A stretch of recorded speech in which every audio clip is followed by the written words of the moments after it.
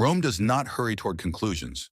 The city has been watching things arrive and disappear for long enough that it has learned institutionally the value of patience.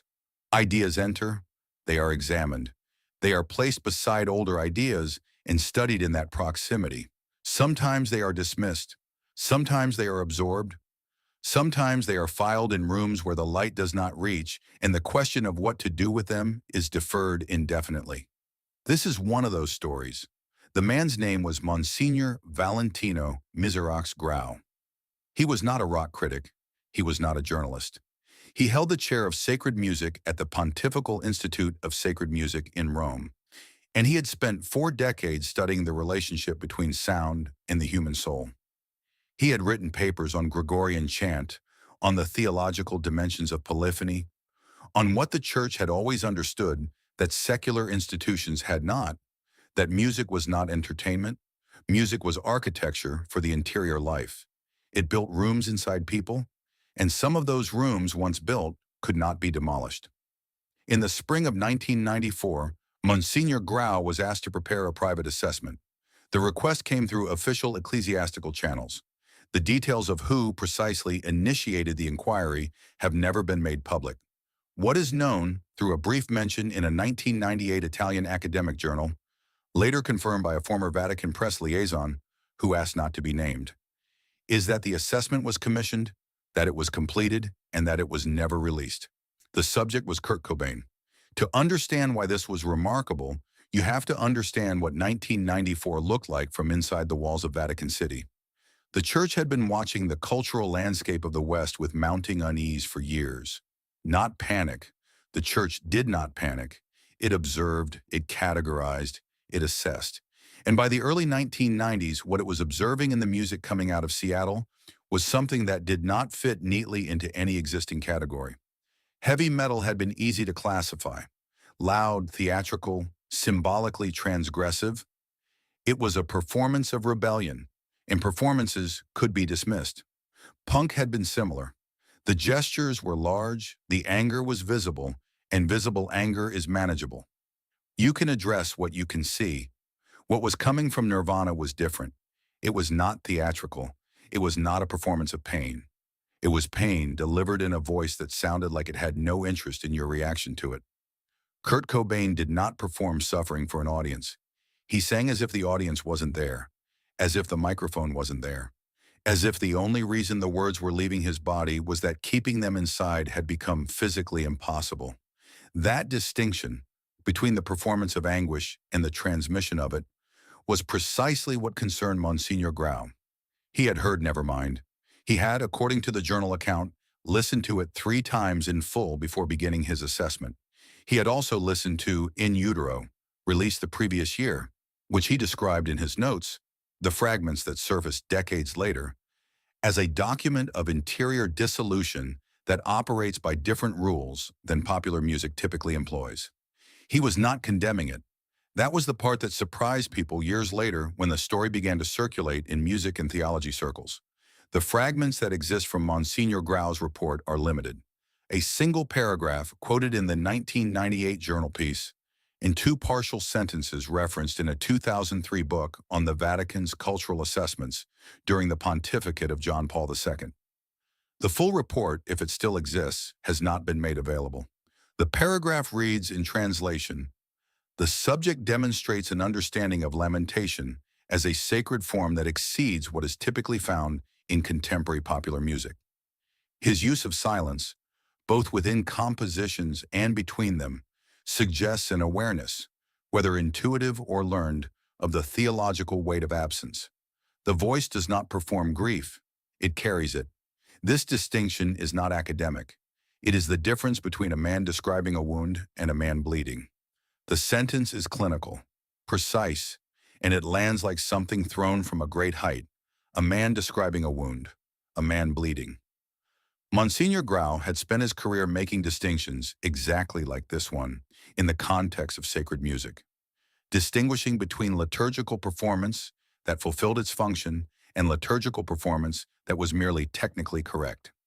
He had written in an earlier published paper that the voice in sacred music must not represent devotion.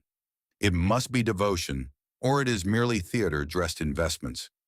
He was applying the same standard to a 27-year-old from Aberdeen, Washington, who wore torn cardigans and tuned his guitar slightly flat and seemed constitutionally incapable of making anything that sounded like it wanted to please you.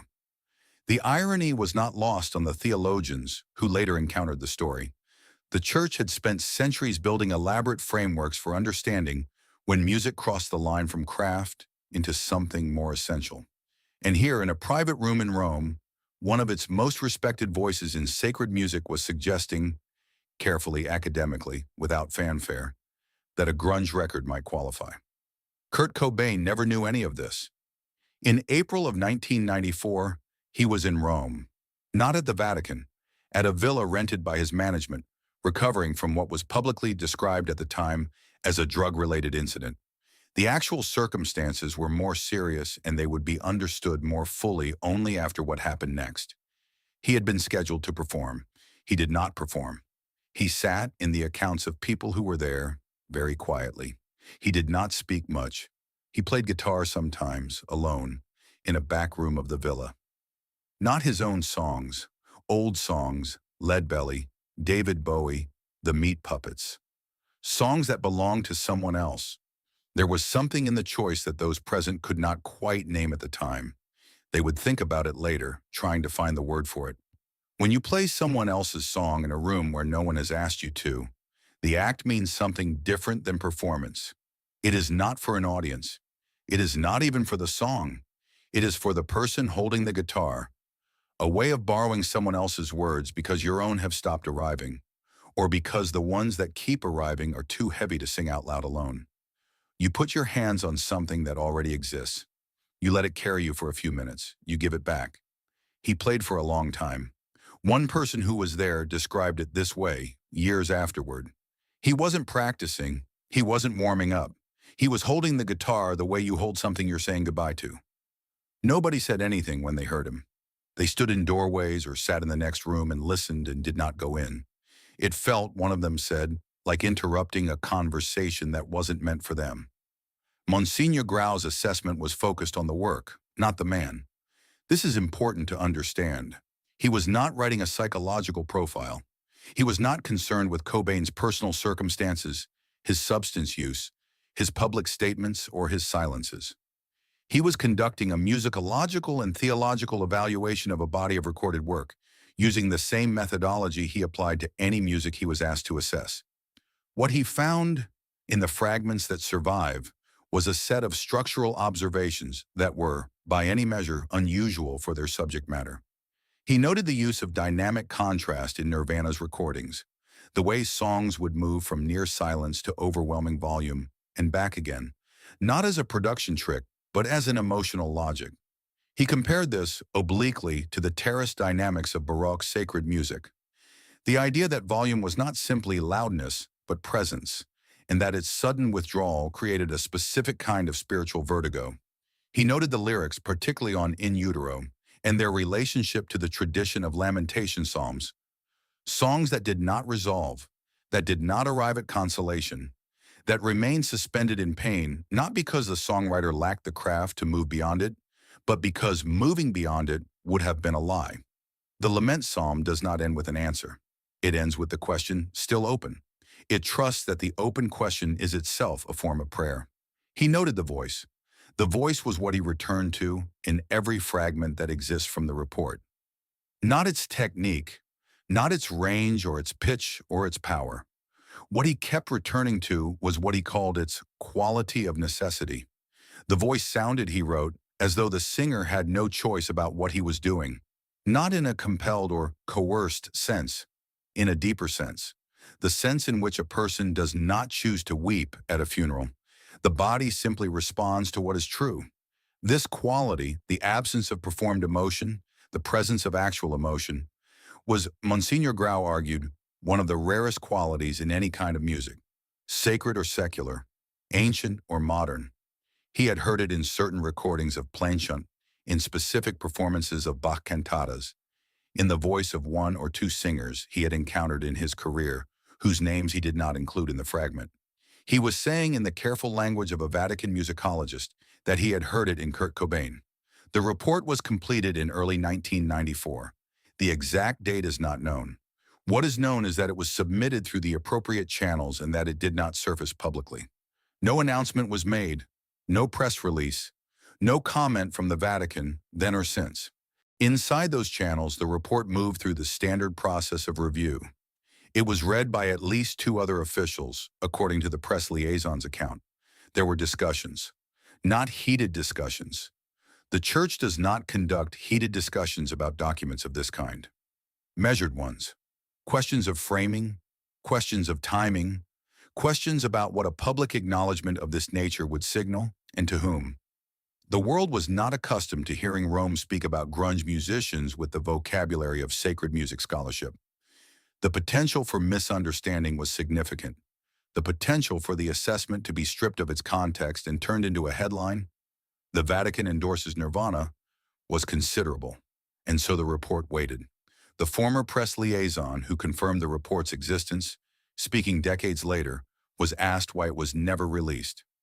He paused for a long time before answering. "There was a question," he said finally, "about whether releasing it would be helpful or harmful, not to the Church, to the subject." He did not elaborate. The interviewer did not press him. The report stayed inside its walls. 3 weeks after the report was completed, the timeline is approximate, reconstructed from public records. Kurt Cobain was found at his home in Seattle. He was 27 years old. The guitar he had been playing in that back room in Rome, the one the people in the doorways had listened to without going in, was still in his possession. Whether he played it in the days before April 5th is not known. Probably he did. He tended to. The 1998 journal article that first quoted from the report was written by an Italian musicologist named Francesca Rinaldi, who had been granted limited access to Vatican cultural archives for a study on the Church's engagement with 20th century popular music. She encountered the Cobain assessment almost by accident, she wrote. It was filed under a category she described as anomalous contemporary, which contained a small number of assessments of secular musicians and composers that had been commissioned but not acted upon. She quoted the single paragraph. She noted briefly that she had requested access to the full document and been declined. She then wrote in a sentence that has been quoted many times since in music journalism and theology circles, "It is perhaps worth noting that the assessment was completed before the subject's death and that whoever commissioned it had cause, at that moment, to believe the subject was still alive and might one day be told what it said." She did not speculate about what might have happened if he had been. That was a silence she left intact. There is a recording from a rehearsal session in January 1994, roughly 3 months before his death, that circulated among collectors for years before eventually being made widely available. It is not a performance. It is a rehearsal.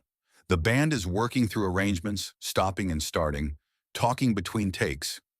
At one point during a pause, Kurt Cobain plays a chord, a single open chord, let to ring, and then sits with it for several seconds without speaking. Nobody in the room says anything either. The chord fades. He plays it again. The tape keeps running. People who have written about this moment tend to describe it in terms of what it sounds like. Mournful, unresolved, searching. But that is the vocabulary of people trying to describe something that resists description. What the moment actually sounds like is simpler than that.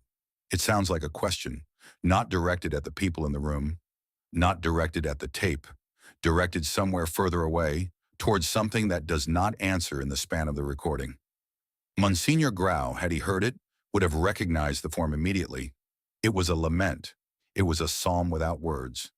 It was a man who had, without any knowledge of the tradition he was reaching toward, arrived at the oldest form of sacred music there is, the sound of a human being asking, in the only language that doesn't lie, whether anyone is listening. The Vatican report was never released. The chord still rings.